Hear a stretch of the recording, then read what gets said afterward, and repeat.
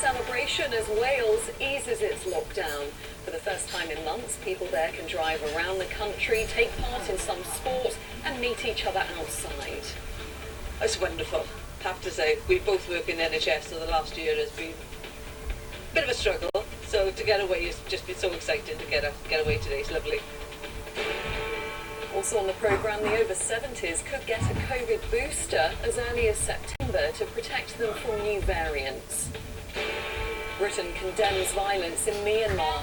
Around 100 people, including children, are killed on the deadliest day since the military takeover. And Wales finally get their hands on the Six Nations trophy.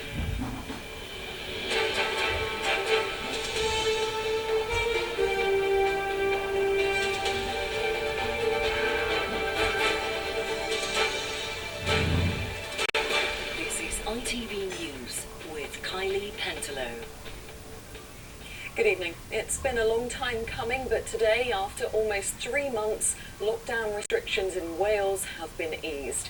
In their first taste of freedom, people are now able to drive anywhere within the country's borders, meet family and friends outside and take part in some sports. Other rules do still apply. As Neil Connery now reports, today's first steps were a welcome relief for many. Rolling into this caravan and camping park on the Welsh coast for a long-awaited taste of freedom, as Wales becomes the first UK nation to lift travel restrictions within its borders as the road out of lockdown gets underway. It's wonderful. I have to say, we both work in the NHS, so the last year has been a bit of a struggle. So to get away has just been so exciting to get away today. It's lovely. And it's dry. And the sun's going to come out apparently as well at some point, which would be fabulous. After a lockdown winter, there's no time to waste. I just feel for the other people in the country that haven't got the movement as well as we have down here in Wales. But time will come and everyone will be able to do what they want to do sooner or later. For the site's owner, there's relief at the welcome arrivals. To see caravans roll in here today is great. It's been a very difficult year for us. And it has for everyone. We fully appreciate that, you know, and it's great. We just hope that we can have a good summer to make up a little bit for what we've lost over the last year. As well as the stay local rule being scrapped in Wales, up to 6 people from 2 different households can now meet socially outdoors. Organised outdoor sports activities for under 18s can also go ahead, and holidays at home have returned so long as you can stay in self-contained accommodation. But Wales' First Minister told me travel in and out of the country remains restricted. Have this message for anyone considering heading there. Please visit Wales, but do it later. On the 12th of April, the UK government currently plans to lift some travelling restrictions in England, and if that is the case, we will lift them in Wales as well. And we're very keen to welcome people back to Wales, but to do it safely and at the right time. On the beach at Newquay in West Wales, families were making the most of the lifting of some of the COVID-19 restrictions. The Welsh Government is urging everyone to continue to do all they can to help keep the virus in check. Neil Connery, ITV News. Our reporter Ellie Pitt has been out with people in Wales and sent us this update a short time ago from the hills around the Brecon Beacons. There's been a huge sense of relief and excitement from the hikers I've spoken to today. Those looking for a change of scenery and to take advantage of that stay local rule being lifted.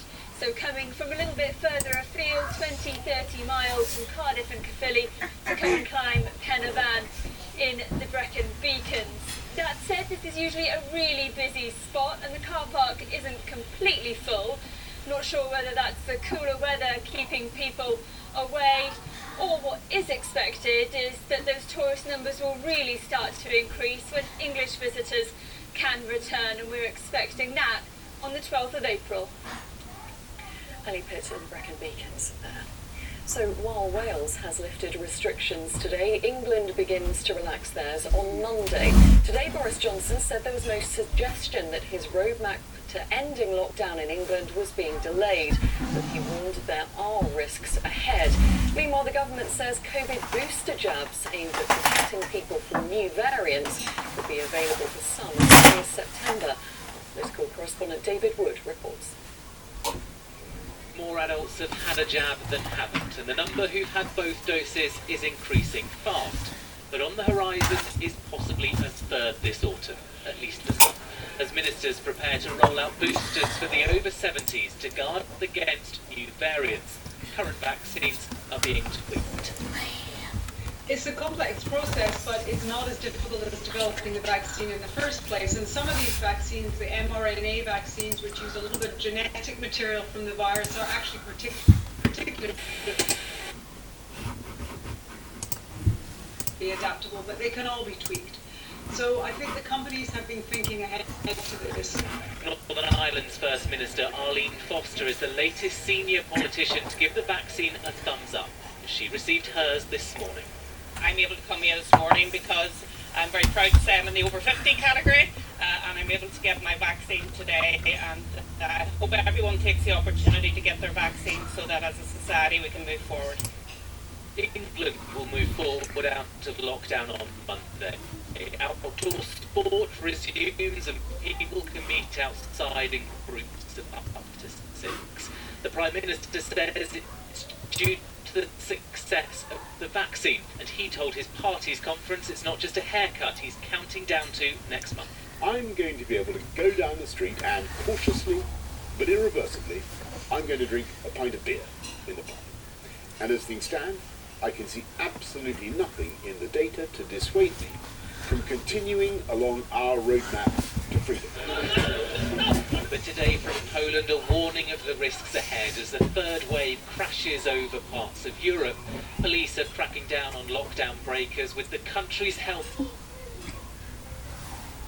service already starting to buckle. There are now calls here for tougher hotel quarantine at our borders. We are concerned about the current situation. I mean, it's only about 1% of those who are coming into the UK who are being subjected to hotel quarantine, for example. We don't seem to have the really thorough process of checking on people when they come into the UK that's necessary. For now then, the route back to the pub is on course. But before pints can be pulled again, the vaccine needs to keep winning the race against emerging variants. And David is here now. So David, there seems to be real concern in Europe about the third wave of infections. Is the government looking at banning travel to and from any of these countries, particularly France? Officially, I'm told tonight, everything is under review, but the government really doesn't want to add countries like France to the red list. This would put restrictions forcing arrivals from those countries into 10 days mandatory hotel quarantine. And I'm told the reason why the government doesn't want to go that far is, with international holidays banned for us, the majority of people coming over from France are hauliers. They would be exempt from red list restrictions, and they're bringing crucial supplies for us, like food. So what I understand is more likely, still under consideration, but more likely is some sort of a testing regime where those drivers might be tested, and that if they have a negative test, could be welcomed into this country, although those decisions are still to be made. But look, while cases continue to rise and increase in France, the pressure from epidemiologists and opposition politicians will increase on the Prime Minister to prove he's doing as much as he can to blockade the UK from the third wave. Okay, David Wood, thank you very much. Nicola Sturgeon has spoken for the first time about Alex Salmond's new Alba party and his return to frontline politics in Scotland. The SNP leader questioned what she called the appropriateness of his return to public office, given the concerns that have been raised about his behaviour, adding that it was for voters to judge and decide. The Prime Minister has condemned the violence in Bristol last night, which ended with 10 people being arrested after protests over new policing legislation turned violent. More than 1,000 protesters gathered for a third so-called Kill the Bill demonstration. Police say glass bottles, bricks and eggs were thrown at officers who were trying to disperse the crowd, which they say erupted after hours of peaceful protest.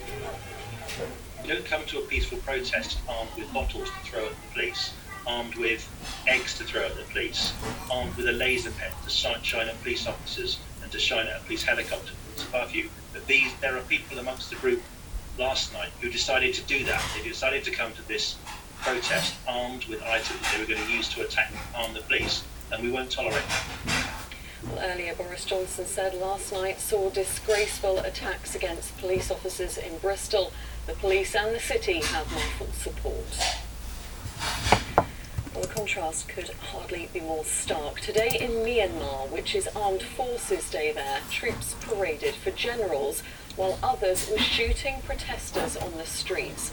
Unconfirmed reports say that more than 100 people have died, some of them children, making it the most deadly since the army staged their coup in February. Graham Stothard reports. As thousands of soldiers were on parade in the nation's capital, their colleagues on the streets opened fire, unleashing bullets and batons. Scores of people have been reported killed, including children, marking the deadliest day since the beginning of the coup, nearly 2 months ago. The violence received international condemnation. Foreign Secretary Dominic Raab tweeted saying today's killing of unarmed civilians, including children, marks a new low. We will work with our international partners to end this senseless violence, hold those responsible to account, and secure a path back to democracy. The European Union said it will stay engraved as a day of terror and dishonour. There have been protests since the army seized power from the elected government on the 1st of February. They claim there were voting irregularities. The longer the violence goes on, the more brutal it gets, with the global outcry doing nothing to stop hundreds of lives being lost. Graham Stothard, ITV News.